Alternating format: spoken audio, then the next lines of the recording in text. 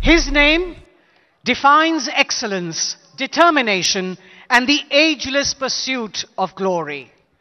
A cricketing legend, a strategist, a leader who has led India with dignity and grit.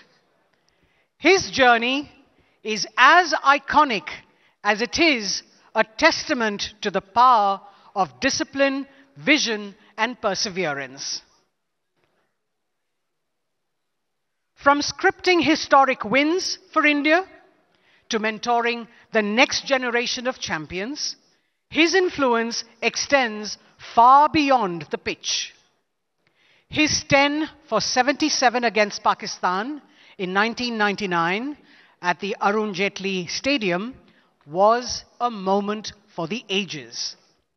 His bandaged jaw broke the back of the Pakistani batting lineup.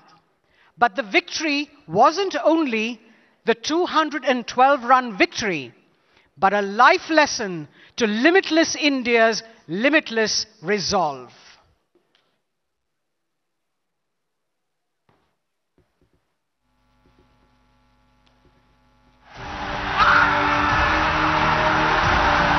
He's given him out. Leg before.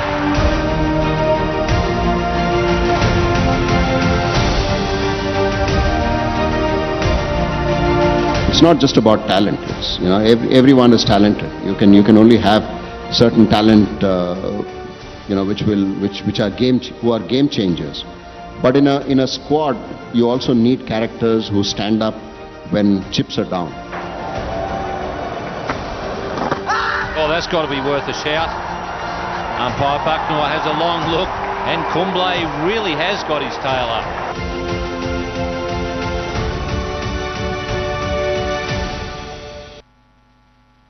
Now, with great pride, we welcome a legend who embodies the true spirit of Bharat, Anil Kumble. With him, I also invite Republic Media Network Senior Editor Mayuk Ranjan Ghosh to moderate the session. Welcome, Mayuk and Anil.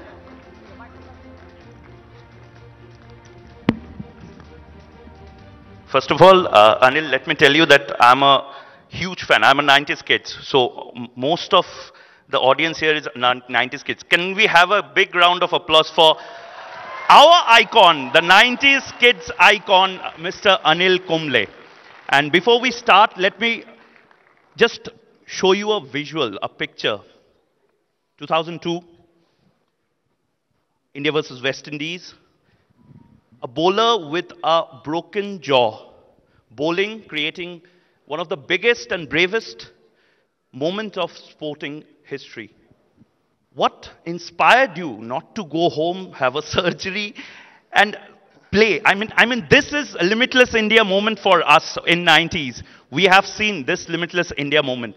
Just tell us, what inspired this moment? How did you create this moment? Good afternoon, everyone. It's indeed a pleasure to be here at the Republic Plenary session. I never thought of this as any brave move on my part. Yes, like you mentioned, I had to come back home to Bengaluru for a surgery. So my wife, who's sitting here, she had organized everything back home. So I was to come back and get my jaw fixed. But then I realized when I went back to the changing room that afternoon, when I knew that it was broken and then I was coming back home. When I went back to the changing room, we had, by the way, more than 500 runs on the board, and I was the only leg spinner. I was the only spinner in that playing 11. Of course, we had Sachin Tendulkar, who could bowl anything, and he was bowling leg breaks. And I saw sitting in the changing room just before tea, and I felt that I should go there and possibly pick up a couple of wickets to put the team in a good position.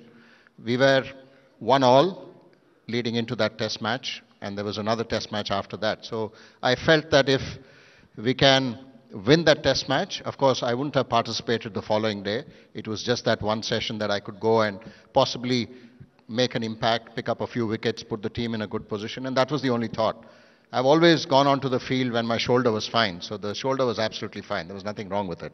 And it was just the jaw that was broken, more than anyone else. Just a jaw. Yeah, it was. So I knew that, no matter what happened on the cricket field, the surgeon will be able to take care of that. So that was the only thought process. Never ever felt that when I walked into play, what if something again hits me on the jaw or I get injured? Those I don't think I ever even thought about any of those. Anil, together we can. That's the mantra of a limitless India right now. How do you perceive this idea of limitless India? As Indians, we can do anything and everything in terms of sports, in terms of cinema, in terms of literature, education. How do you perceive that? I think we've seen that in 75 years of our independence. I think we have done wonderful things, and just to reflect on sports itself, just to reflect on my own sport, which is cricket, we have come a long way. Today we are consistently in finals. Yes, we have won a couple of tournaments, won World Cup recently in the T20. The last ODI World Cup, we were runners-up, and we are going to play again on Sunday. So in that sense, we've been sort of not just competing, but there. 1983 was a breakthrough moment for Indian cricket when India won the World Cup.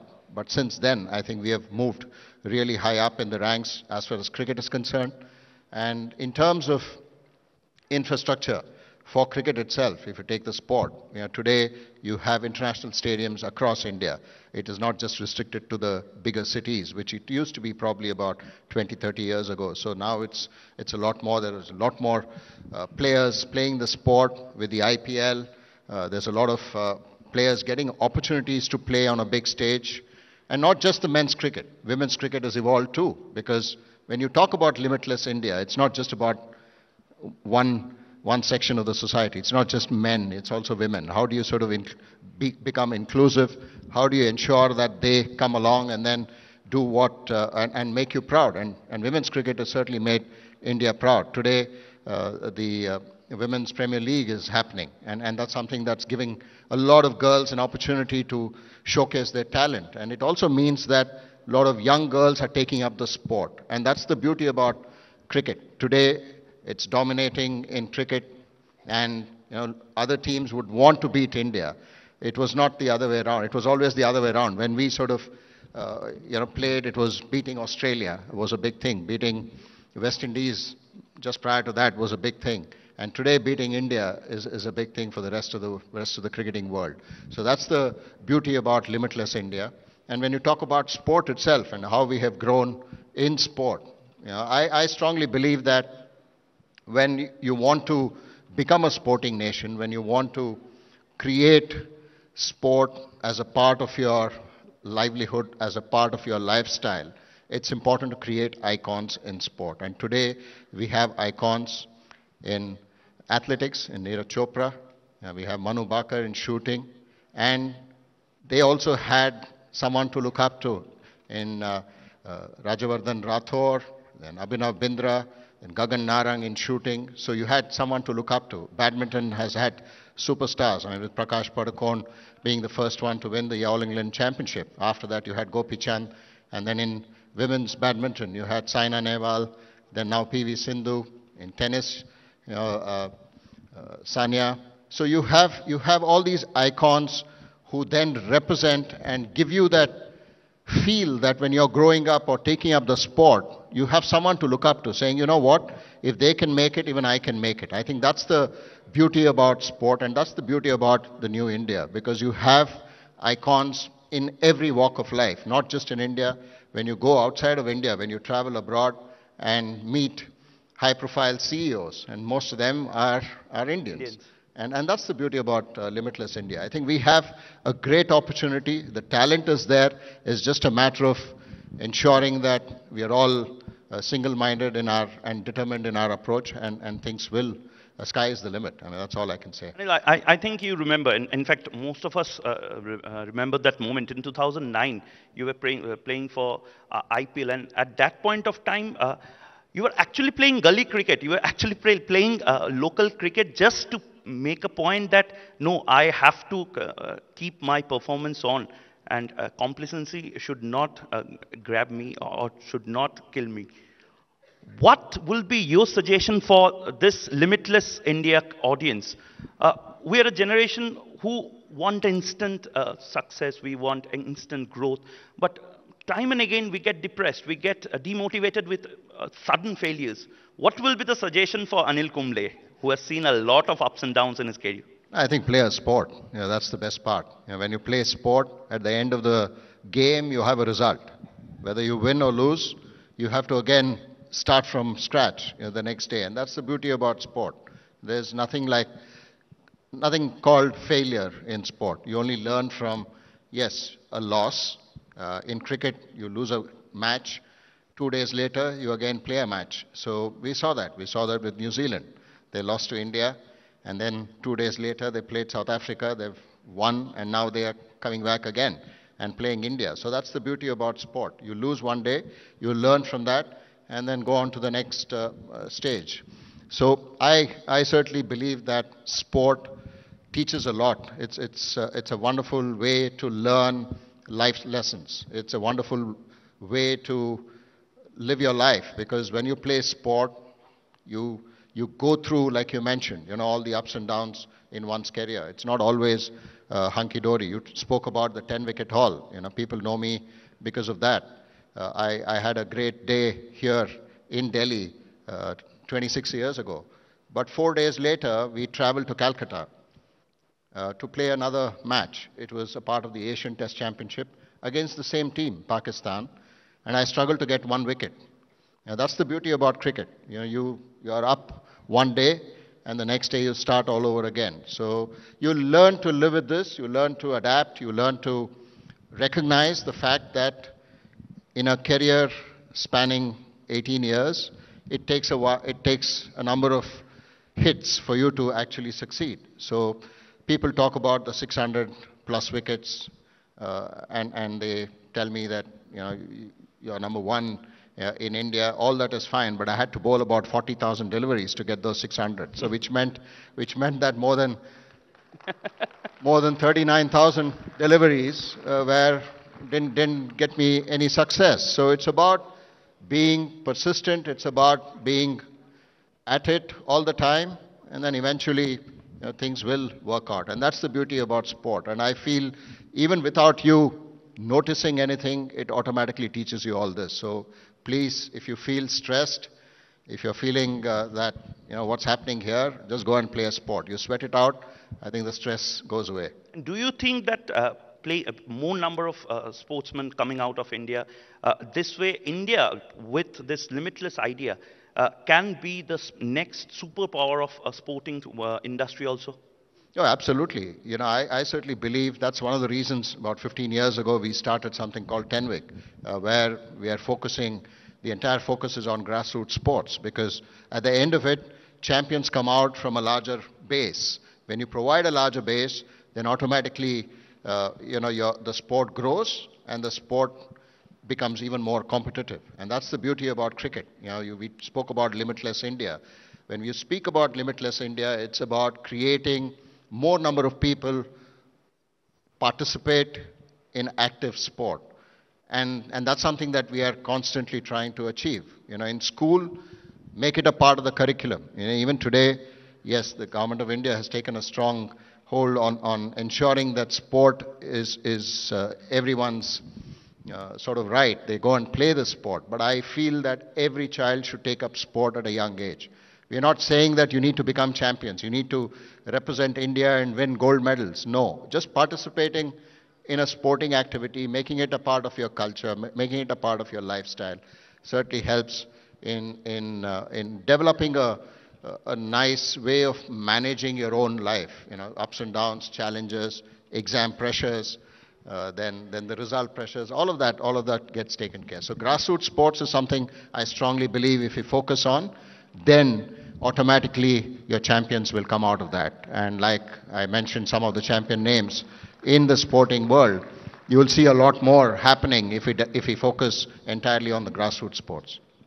Anil, as a proud Indian, how important do you believe nationalism and strong sense of national pride are in building a limitless India, because nationalism is right now what we feel is the need of the hour for every Indian, right now this audience sitting here.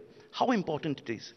It's extremely important. I think, we should be proud of our roots. We should be proud of our culture. We should be proud about who we are as people. And I certainly believe when we go out and represent our country in cricket, when you, just now we heard Ricky Cage perform the national anthem. You just get goosebumps when the same national anthem is played in Australia when you're standing there just before a match, or for that matter in England, or for that matter in New Zealand, or whichever part of the world, when you're representing your country and you have the national anthem play, it gives you goosebumps. And that's the kind of pride that all of us should have. And the moments when you win a match and the whole crowd, I mean, you go to any world event now, especially in cricket, about 90% of the crowd will be Indians. So you'll only see a sea of blue everywhere when India plays anywhere outside of India. And that gives us a lot of pride. It gives us it's like a 12th player playing for you. Cricket is played only with 11 people. 11 cricketers play on the field. But you have a solid backing of a 12th player in the kind of representation that happens across the world. And the sense of belonging and the sense of feeling itself is immense. So I certainly believe that we are at a stage where each one of us look at contributing in whatever role that we are playing. That itself, I think you're contributing to the nation. That itself is nationalism. I mean, in my view, if you can do your role that you're assigned to with the utmost sincerity, the utmost dedication, the utmost commitment, then I think you're one step there. It's just about understanding and being proud of who we are and who the representations are from India, and really being proud of them. And that to me is a feeling that I received when I go and play cricket for India, or even now, when I travel, because of the popularity that cricket has in India. It's wonderful to sort of get that kind of adulation and the kind of respect that you get just because you're a cricketer from India. And now the respect is really, really fantastic to get when you travel outside of India. And last question. You have been to Ram Mandir Pran Pratishtha in 2024, and this year you have been to Mahakumbh. You were talking about the roots. How important it is to flaunt our Sanatan Dharma and our culture and not be ashamed of it. I don't think we were ever ashamed of our roots. I don't think India has ever been ashamed of our roots. It's just that I feel it's just that some of the narratives, of course, we went through a colonization and then, of course, the globalization. Because of all of that, the narratives change a little bit. But I don't think, all of us are really proud of our heritage. I'm a very spiritual person. My mother was a very spiritual person. My wife, who's sitting here, is very spiritual, and she knows, all the scriptures, and she breaks it down and makes it even simple for me to understand. And it's about what you believe in, and it's something that is inside you. And like I mentioned, if you continue to sort of lead a path or lead a life which you do your own roles and you sort of go ahead and perform those duties, and that to me is itself spiritual. That's a motivating point to end this session. Thank you so much. Rini, please come. Let's have another round of applause for our 90s kids, the icon of 90s kids. Thank you so much, Anil. Thank you. নানা ধরনের content দেখার জন্য like করুন, share করুন আমাদের Facebook page, subscribe করুন আমাদের YouTube channel. পাশাপাশি অন্যান্য ব্রেকিং নিউজের জন্য অবশ্যই চোখ রাখুন রিপাবলিক বাংলায়।